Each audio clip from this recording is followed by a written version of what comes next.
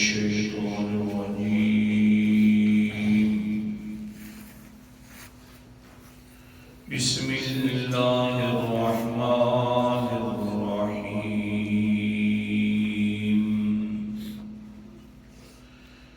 يعلم ما بين أيديهم وما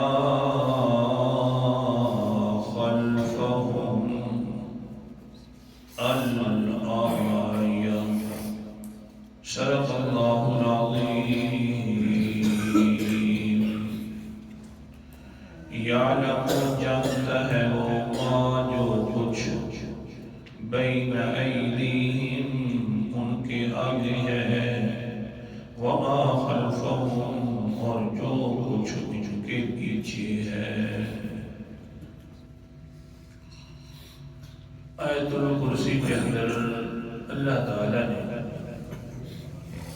اپنا دعویٰ بیان فرمایا کہ لا الہ الا اللہ کہ میرے علاوہ عبادت کے لیے کوئی نہیں۔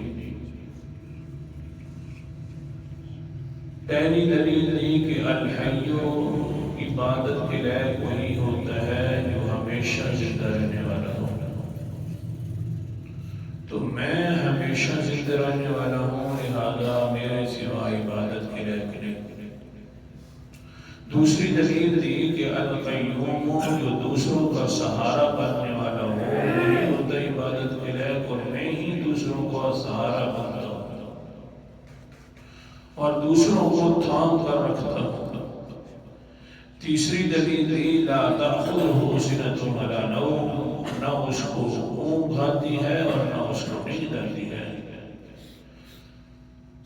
تو عبادت کے لائق وہ ہوتا ہے جو پورے جہان پر واقفیت حاصل کر کے رکھے، ہر وقت دیکھتا رہے، اور جس کو اونگ اور نیند آ جائے تو وہ تو دنیا سے حالات سے بے خبر ہو جاتا ہے، پھر وہ عبادت کے لائق نہیں ہوتا۔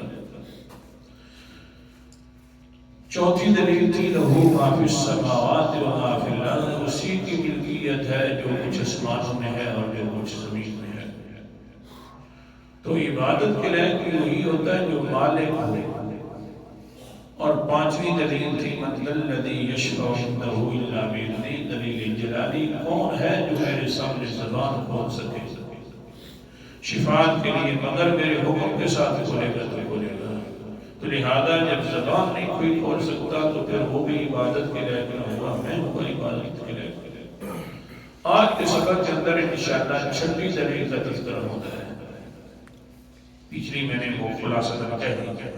چھٹی دلیل اللہ تعالیٰ فرماتے ہیں یعلم ما بین ایدیہم وما خلفہم، اپنے اس دعوے کو ثابت کرنے کے لیے اپنے علم کو دلیل بنایا کہ دیکھو جو جاننے والا ہوتا ہے، جس کے ہر ایک ذرے اور حالات کا پتہ ہوتا ہے، عبادت کے لائق بھی سب وہی ہوتا ہے۔ تو لہذا میں تو ایسا جانتا ہوں ما یکون کا بھی علم ہے اور ما کان کا بھی، جو کچھ گزر گیا اس کو بھی جانتا ہوں، جو آئندہ ہونے والا ہے اس کو بھی جانتا ہوں۔ تو جب میں ہر چیز کے بارے میں جاننے والا میں ہوں تو پھر عبادت بھی صرف میری کیا کروں۔ آج کل تھوڑا سا دیکھیے اور پہلے بھی دیکھیے، جو بھی لوگ غیر اللہ کی عبادت کرتے ہیں ان کے ذہن میں یہ ہوتا ہے کہ میں عبادت کر رہا ہوں تو فلاں مجھے ہستی دیکھ رہی ہے اور جان رہی ہے۔ میں اگر عبادت کر رہا ہوں تو میں اس کے سامنے اگر نظر مان رہا ہوں، منوتی مان رہا ہوں، یا اس کے دربار پر میں کوئی ہٹا دے رہا ہوں، تو اس کے بارے میں حضرت کو علم ہے، وہ جان رہا ہے کہ فلاں میرا مرید آیا کھڑا ہے اور مجھے راضی کرنے کے لیے آیا ہے۔ تو جو بھی شرک ہوتا ہے تو غیر اللہ کے اوپر یہ نظریہ کھڑنا پڑتا ہے کہ وہ میرے حالات سے واقف ہے۔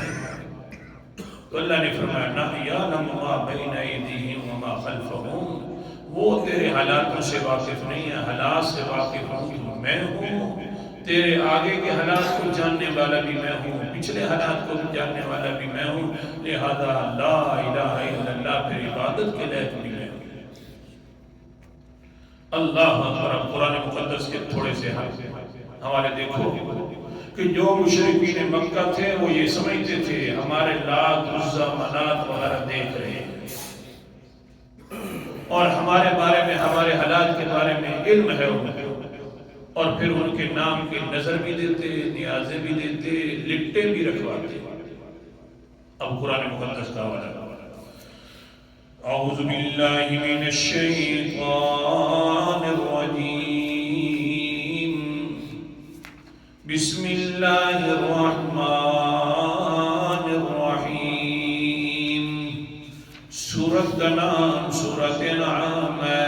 آیت نمبر 136 اور 8واں پارہ. اللہ تعالیٰ فرماتے ہیں وَجَعَلُوا لِلَّهِ مِمَّا ذَرَأَ مِنَ الْحَرْثِ وَالْأَنْعَامِ نَصِيبًا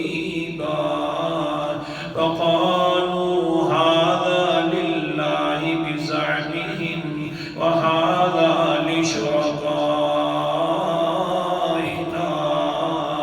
اللہ اکبر کبیرہ. وَجَعَلُوا لِلَّهِ اللہ تعالیٰ کے لیے بھی ایک حصہ مقرر کر دیتے جس کو اللہ تعالیٰ عطا فرماتے ہیں. کھیتی بھی اللہ دیتے, چوپائے بھی اللہ دیتے. ایک حصہ اللہ کے نام کا اور دوسرا کہ فَقَالُوا هَذَا لِلَّهِ بِزَعْمِهِمْ وَهَذَا لِشُرَكَائِنَا. ایک حصہ اللہ کے نام کا, دوسرا حصہ اپنے شریکوں کے نام کا. دینے والا اللہ, بانٹنے والے غیر کے نام. دیتا اللہ ہے مما ذرا من الحرث, جو اللہ نے پیدا کی تھی کھیتیاں اور چوپائے اللہ نے ان کو دیا. انہوں نے کیا کیا, ایک حصہ اللہ کے نام کا, دوسرا حصہ غیر اللہ کے نام کا. کوئی پوچھتا, ادھر سبق رکھ رہا ہوں کہ یار کیوں کر رہے ہو, آگے سے کہتے ہیں یار کیونکہ اگر یہ ناراض تو وہ ناراض, اگر یہ راضی تو وہ راضی. بس میاں ہم تو اصل کے اندر راضی کرنے لگے ہیں تو اس اللہ کو راضی کرتے ہیں. ہمیں پتہ ہے وہ مرضیوں کا مالک ہے, اصل میں مقصد یہ ہے اللہ راضی ہو جائے. ویسے وہ راضی نہیں ہوتا جب تک پیارے راضی نہ ہوئے. یہ تو نہیں ہو رہا, آج کل تو نہیں ہو رہا شاید, نہ بلکہ ضرور ہو رہا ہے. اللہ اکبر کبیرہ. ہمارے ابن جموں ہے, معاذ بیٹا ہے, مسلمان ہو گیا اس کا. ہمارے ابن جموں جو ہے یہ بہت بڑا مشرک ہے, بڑے بڑے بت بناتا ہے. اپنے ایک اس نے چھوٹا سا بت منات بنایا ہوا تھا, گھر کے اندر رکھا ہوا ہے. بیٹا آ کر کہتا ہے ابا جی کیا کر رہے ہو؟ جس اللہ تعالیٰ کو چھوڑ کر بیٹھے ہوئے وہ تو ہر چیز کو جاننے والا ہے. جس کے بارے میں تم نے امیدیں پا رکھی ہیں اس کو تو اپنے حالات کا بھی پتہ نہیں ہے. آگے سے باپ کہتا ہے ہمارے ابن جموں بیٹا مہربانی کرنا, یہ جو ہے بڑی پہنچی ہوئی سرکاریں ہیں, ان کے ساتھ بات بھی نہ خلاف کیا کرو ورنہ مار پڑ جائے گی. ان کو غصہ آتا ہے تو اوپر والا غصہ کر لیتا ہے, لہذا نہ کیا کرو اس کے خلاف بات. مہربانی کر کے یہ بات ذہن میں ڈال دو. فوراً کہتے ہیں اچھا ٹھیک ہے. وہاں چپ کر کے چلے جاتے ہیں. رات کو آتے ہیں, یہ جو بدھ تھا منات اس کو پکڑا کھینچا پاؤں سے. اٹھو ظالمہ پڑا ہے کب کا, ابا جی تیرے اوپر کتنا خرچ کرتے ہیں, چل جلدی کر. لات سے پکڑا, ٹانگ سے پکڑا, پاؤں سے پکڑ کر لے کے جا رہا ہے. گندگی کے اندر اونڈے منہ نیچے ڈال دیا تاکہ اپنے کو پتہ چل جائے کہ نہ یہ اپنے حال سے بھی واقف نہیں ہے, تیرے حالوں سے کیسے واقف ہوں گے.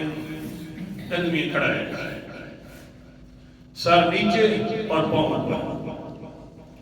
ہمارے ابن جموں صبح جب عبادت کا وقت ہوتا ہے آتا ہے, دیکھتا ہے آگے سے میرا علاج نہیں ہے.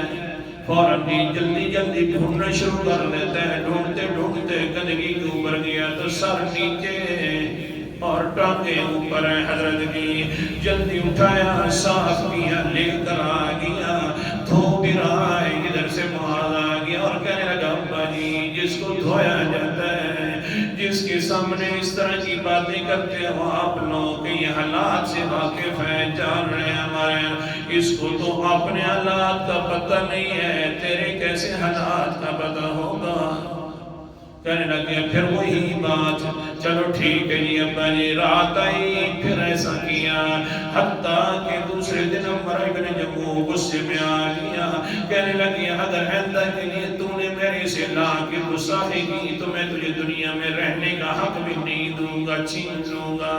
کہنے لگے ابا جی مہربانی کر، اگر یہ تمہارا معبود الہ ہے تو یہ مجھے ختم کرے نہ، تو کیوں ختم کرتا ہے؟ اپنے آپ کو یہ بچا لے۔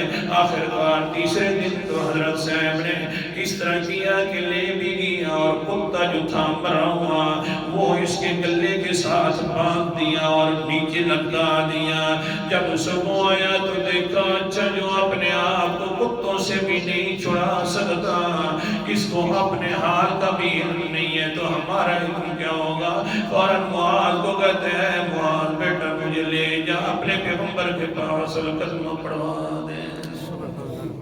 سبحان اللہ، لا الہ الا اللہ محمد رسول اللہ۔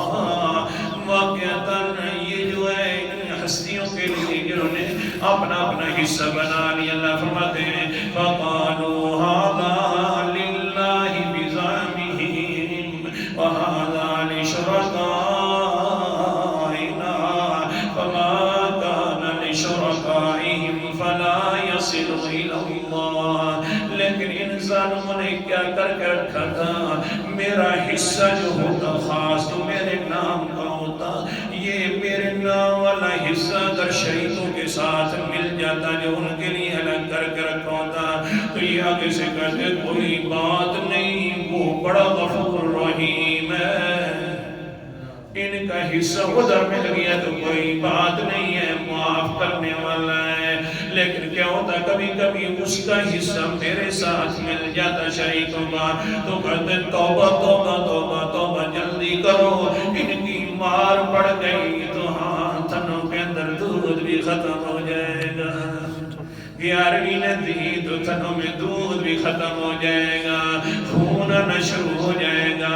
ہاں بہرحال یہ آگے سے کیا کہتے ہیں فوراً کہتے نا جی نا، اب ضروری ہے کہ ان کا حصہ الگ کرو، پھر اللہ کے حصے سے بھی حصہ نکال کر بتوں کے لیے الگ کر دیتے ہیں۔ اللہ فرماتے ہیں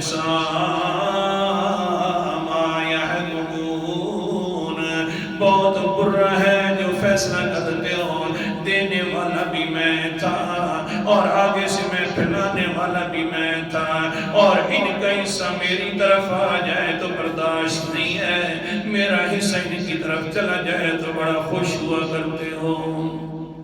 یہ اثر میں کیوں ہو رہا ہے؟ اس لیے ہو رہا ہے کہ پتہ ہے کہ یہ مجھے حضرت صاحب جان رہے ہیں۔ اللہ اکبر کبیرہ۔ سورت کا نام سورت النساء، دوسرا حوالہ قرآن مقدس کا انداز 5واں پارہ، اللہ تعالیٰ کا ارشاد مبارک، اللہ تعالیٰ فرماتے ہیں وَقَالَ لَأَتَّخِذَنَّ مِنْ عِبَادِكَ نَصِيبًا مَفْرُوضًا۔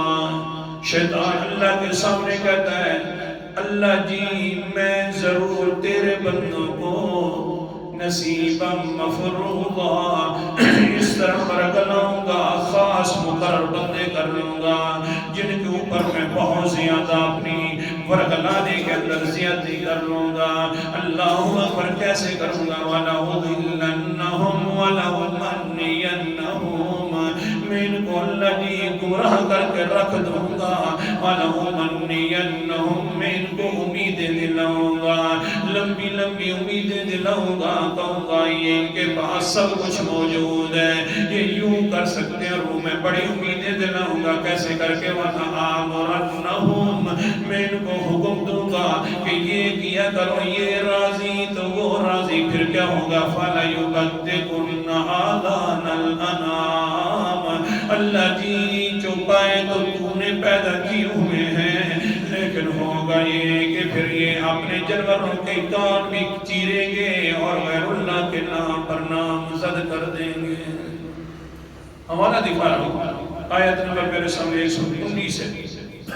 دینے والا تو ہے، لیکن غیر اللہ کے نام پر کان چیر کر انہی کے حوالے کر دیا جائے گا۔